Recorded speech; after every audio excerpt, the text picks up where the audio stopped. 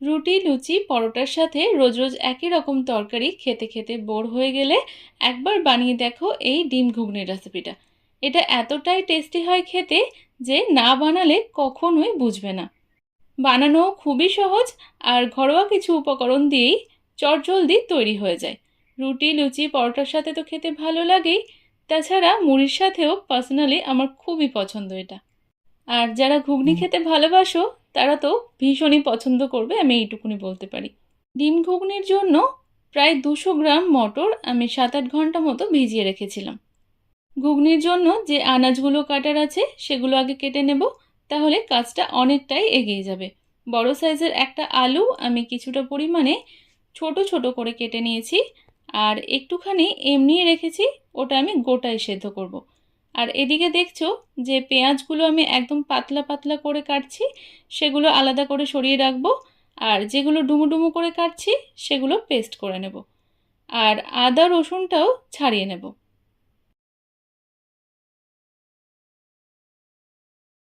এবার মটরটা সেদ্ধ করার জন্য প্রেসার কুকারের মধ্যে ভেজানো মটর, কেটে রাখা আলু, পরিমাণ মতো জল ও নুন দিয়ে সেদ্ধ করে নেব।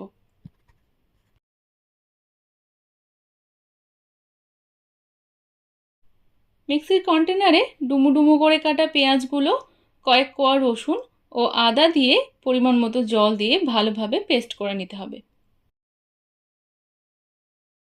এদিকে 2টো ডিম সেদ্ধ করে নিয়েছি, ইচ্ছে হলে 2টোর বেশিও ব্যবহার করতে পারো। গ্যাসে কড়াই বসিয়ে দিয়ে দেব কিছুটা পরিমাণে সর্ষের তেল।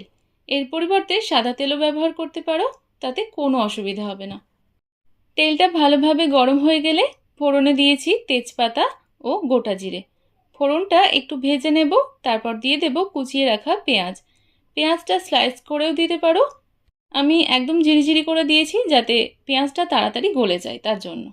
ডিমটা আমি আগে ভাজতে ভুলে গেছিলাম, তো এগুলোকে হালকা কেটে পেঁয়াজের সাথে ভালোভাবে ভেজে নেব। ডিমটা হালকা ভাজা হয়ে গেলে তুলে নিচ্ছি, আর পেঁয়াজটাও একটু লালচে কালার চলে এসছে। এবার বেটে রাখা মশলাটা দিয়ে দিলাম। বাটা মশলার কাঁচা গন্ধ চলে গেলে একটু জল দিয়ে দিলাম, যাতে মশলাটা পুড়ে না যায়।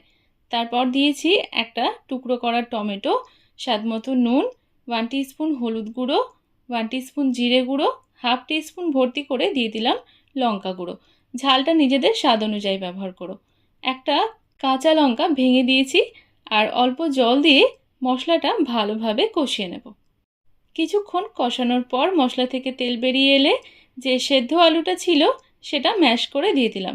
এটা দেওয়ার কারণে ঘুগনির গ্রেভিটা একটু ঘন হবে, আর ঘুগনির টেস্টটাও খুবই ভালো হবে। মটর সেদ্ধ জলটা ছেঁকে মটর আর আলুগুলো দিয়ে দিলাম। এই জলটা আমি পরে ব্যবহার করব। মটরটা দিয়ে মশলার সাথে কিছুক্ষণ কষিয়ে নিয়েছি। এবার পরিমাণ মতো জল দিয়ে দিতে হবে। আমি মটর সেদ্ধ জলটাই দিয়েছি, এতে ঘুগনির টেস্টটা আরও বেশি ভালো হয়। তবে তোমরা যদি পছন্দ না করো তাহলে নর্মাল জলও কিন্তু ব্যবহার করতে পারো, কোনো অসুবিধা হবে না। ঘুগনিটা ফুটে এলে হাত দিয়ে ক্রাশ করে সামান্য কসুরি মেথি দিয়ে দিচ্ছি, সামান্য গরম মশলা গুঁড়ো আর ভেজে রাখা ডিমগুলো দিয়ে দিলাম। ভালোভাবে মিশিয়ে ঢাকা দিয়ে রান্না করব কিছুক্ষণ।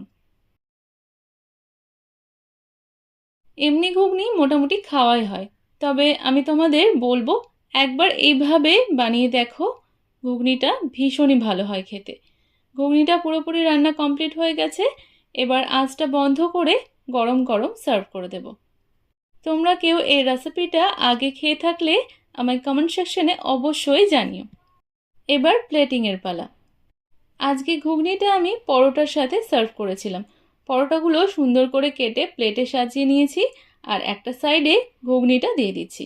ঘুগনির ওপরে একটু শসা কুচি, পেঁয়াজ কুচি, কাঁচা লঙ্কা কুচি, একটু লেবুর রস, মানে যা যা পছন্দ করো সেই সব কিছু দিয়ে সার্ভ করতে পারো। রেসিপিটা তোমাদের কেমন লাগলো কমেন্ট সেকশনে আমাকে অবশ্যই জানিও। তাছাড়া তোমাদের কোনো রেসিপি জানার থাকলেও আমায় জানিও, তাহলে আমি চেষ্টা করব সেগুলো তোমাদের সাথে শেয়ার করার। এখনকার মতো এই পর্যন্তই, আবার দেখা হবে পরবর্তী রেসিপির সাথে। ভালো থেকো, সুস্থ থেকো, টাটা।